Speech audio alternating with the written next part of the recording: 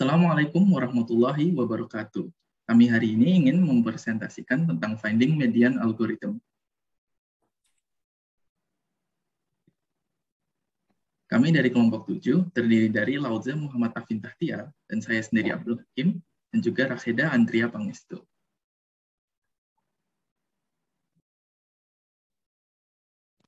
Kemudian yang pertama adalah kita akan membahas median.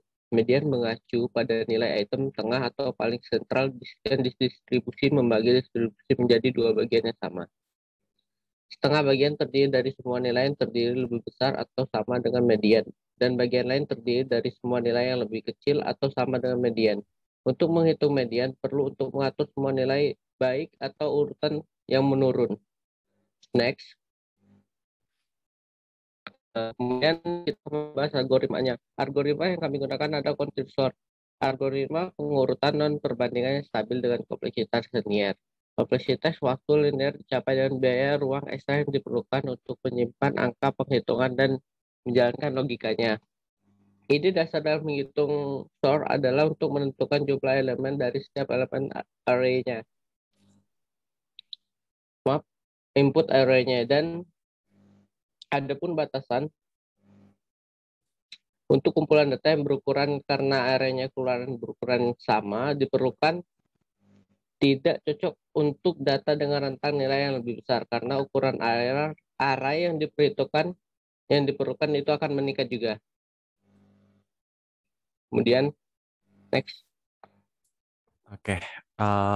Lalu kenapa sih di sini kita menggunakan algoritma counting sort dan logikanya?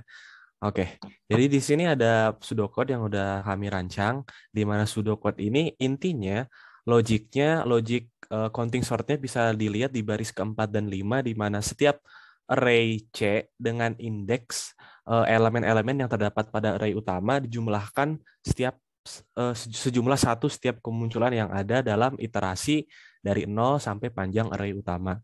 Dan di sini kita mengekstraksi bilangan pada iterasi di tengahnya. Jadi kan kalau median itu kita hanya perlu menggunakan nilai tengah atau sebelum tengah, tergantung dari berapa panjang array utama. Nah, di sini bisa dilihat kalau bila array-nya bersifat genap, maka mediannya adalah penjumlahan dari dua nilai tengah, dan jika ganjil, mediannya adalah nilai tengah itu sendiri.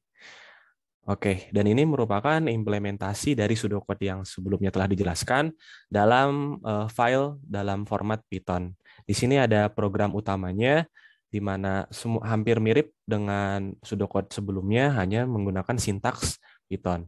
Dan di sini adalah program drive-nya, di mana di sini kita menggunakan ini tuh fungsinya untuk menghitung beberapa running time yang dibutuhkan untuk setiap test case. Oke.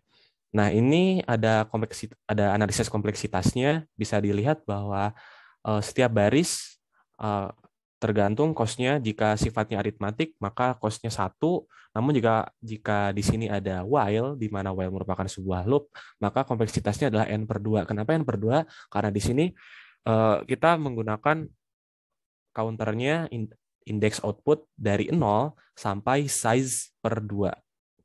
Dan ke bawahnya sama, karena di sini kita lihat kalau yang paling besar adalah n, maka kompleksitasnya adalah n, sehingga program ini bersifat linear.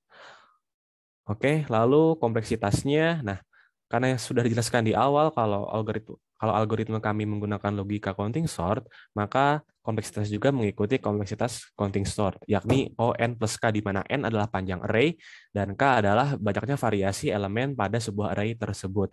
Namun, bisa dilihat bahwa pada iterasi sebelumnya, kita di sini tidak ada iterasi sebanyak K, karena ini kita hanya berfokus pada pencarian median, kita tidak berfokus pada counting sort, dan yang paling besar di sini adalah n. Jadi bisa dikatakan bahwa program kami lebih baik daripada counting sort itu sendiri karena kompleksitas kami hanyalah on. Nah, lantas gimana dengan best average serta worst case-nya?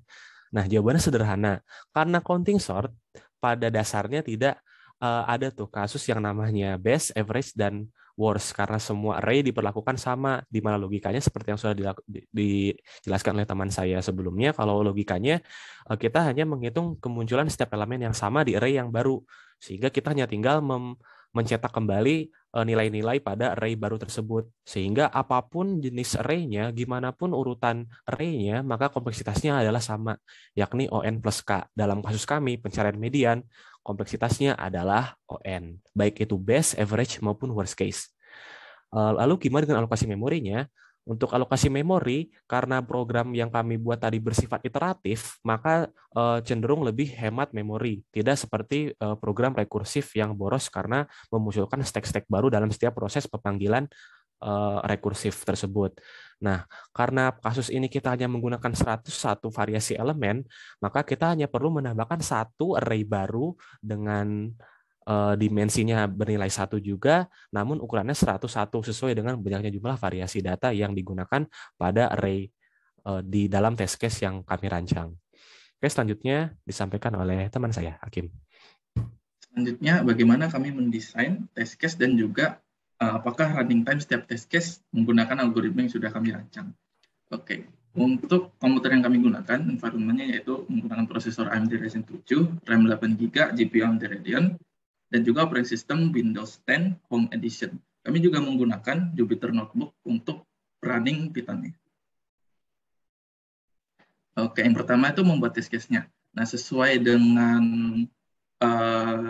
soal yang diberikan, kami disuruh membuat 5 test case sebanyak 100, 1000, 10.000, 100.000, dan sejuta data. Dan setiap test case memiliki 3 jenis. Nah, di kiri dapat dilihat test case example-nya untuk data sebanyak 1 juta. Dan di kanan ini ada codingan Python menggunakan modul random untuk membuat nilai random dengan range 0 hingga 100 untuk setiap test case-nya. Oke, next. Nah, setelah membuat test case-nya menggunakan algoritma yang kami rancang, dapat dilihat untuk yang slide ini, data sebanyak 100 data, dan juga running time setiap percobaan yang kami jalankan. Nah, untuk data 100 ini, untuk ketiga jenis data, 101, 102, dan 103, rata-rata untuk setiap running time-nya adalah 0 second. Dan juga dapat dilihat kami mendapatkan median untuk setiap test case-nya. Okay, next. Next, untuk data 1000 data, mayoritas dari running time yang kami dapat itu 0, tapi terkadang ada 1 atau 2 running time yang dia menaik running time-nya, mungkin karena dari komputernya atau dari faktor-faktor lain. Selanjutnya. Oke, untuk data 10.000, ini dapat terlihat jelas bahwa setiap running time-nya membutuhkan waktu lebih daripada data-data sebelumnya. Nah, untuk average time-nya, untuk data 10.000 data itu 0,001 second dan setiap medianya tetap didapatkan. Next, untuk data 100 data, nah ini running time average-nya 0,014, 0,015, dengan mediannya semua didapatkan. Selanjutnya, nah untuk data sejuta data, running time average-nya 0,014 hingga 0,015, dan juga setiap mediannya didapatkan. Oke, sesuai dengan penjelasan saudara Afin, running time untuk algoritma yang kami rancang itu ON. Nah, ini yaitu running time grafik dari percobaan running time kami sebelumnya. Kami plotkan grafik dengan titik-titik merah itu titik data size terhadap time, dan garis itu garis base fit line. Nah, dapat dilihat ini sesuai dengan apa yang kami prediksi, yaitu running time-nya sebesar ON untuk data size berapapun. Oke, sekian dari presentasi kelompok kami. Kurang lebih mohon maaf. Wassalamualaikum warahmatullahi wabarakatuh.